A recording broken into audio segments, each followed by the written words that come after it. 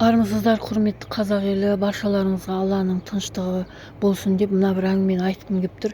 Кеше ғана бір жаңағы досыммен сөйлестім. Сөйтсем біздің қазақтың еліне, жеріне бір үлкен бір сол масон дейміз ба, басқа дейміз ба, әйтеуір Құдай тағала жібереді ғой әр нәрсені, жақсылықты да, жамандықты да, өзіміздің ниетімізге қарай.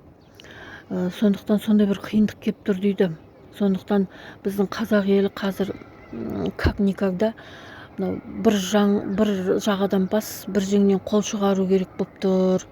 Мен саясатшымын, мен аққумын, мен гәккумын демей, мен ана бақсымын, мен жақсымын демей, мен асаршымын, тағы не саясатшымын, мен бизнесменмін демей, кім болсаң да, ата жолдық болсаң да, тәңірші болсаң да, басқапшы болсаң да, бәріміз бір қазақтың баласымыз.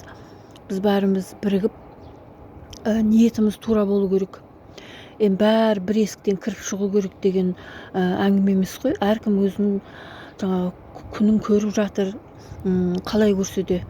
Бірақ ынтымақ, ниет деген бір-бірімізге ортақ болу керек. Сол себептен қазақтың қасиетті ұрпақтары қазір аян алып жатыр.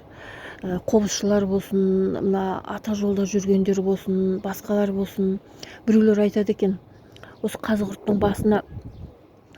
басында төңірегіндегі адамдар, халқымыз айтады екен, осы қазығұрттың басына келіп әркім білгенін істейді. Біреу пирамида тұрғызады, біреу оны құлатады, біреу тағы бірдеңені істеп жатады, бізге тыныштық беріңдер деп сөйтіп айтады екен. Өйткені сол қазығұртта жаңа қазір жылан басып кеткен дейді ғой.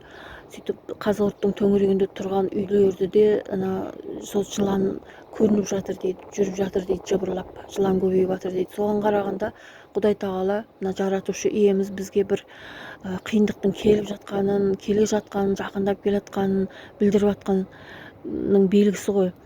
Ұлы ұлт ұлысы деген каналдың жүргізушісі Болат ағамыз да ол туралы айтып жатыр. Тағы бақсылар тобы да айтып жатыр. Тағы ата жолда жүрген мынау аққу сұңқарларымыз да көріп жатыр сондай жаңағы белгіні. Сол бәрі бір жерден шығып тұр ғой. Бәрінің көріп жатқан жаңағы аяндар бір жерден шығып жатқандықтан біз бәріміз бірігуіміз керек. Асаршылар да ол халықтың көп бөлшегі. Баяғыда қиын жұмыстың бәрін асаршылатып бітіруші едік қой. Сол сияқты біздің Нұрбол деген азаматымыз бар. Өзі жасы кіші болса да істеп отырған қылығы мынау көпке ортақ болғандықтан біз Нұрбол Маратұлы дейміз, немесе Нұрбол мырзамыз дейміз. Екі азамат қазір түрмеде жатыр. Құдай тағала екеуін де бостандыққа шығаруды нәсіп етсін.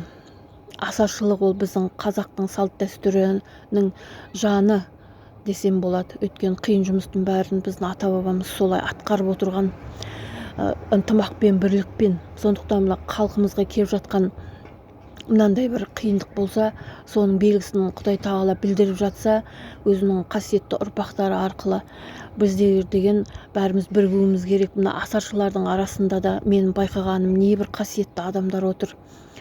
Осы өлеңдетіп, пақпақтатып, неше түрлі өздерінің қасиеттерін көрсетіп жатыр.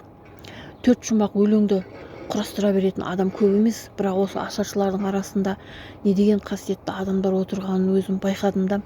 Сондықтан біздің елімізге келе жатқан қиындық, ол қиындықты бәріміз бірігіп жеңуіміз керек. Мына түрмеде отырған біздің жаңағы асыл азаматтарымыз шықсын, аузын ашса болды. Жаңағы сондай бір қиындықтарға ұшырап жатыр ғой. Үкіметтің де көзі ашылып, көкірегі оянар. Біз ешқандай өкіметке қарсы шықпаймыз. Ол өкімет басында отырғанда өзіміздің қаракөз қандастарымыз. Мен өзім елімді де жақсы көрем, жерімді де жақсы көрем, қандай болса да патшаларымды да жақсы көрем. Министр бәрін сыйлаймын, бәрін жақсы көрем, бәріне тек жақсылық тілеймін.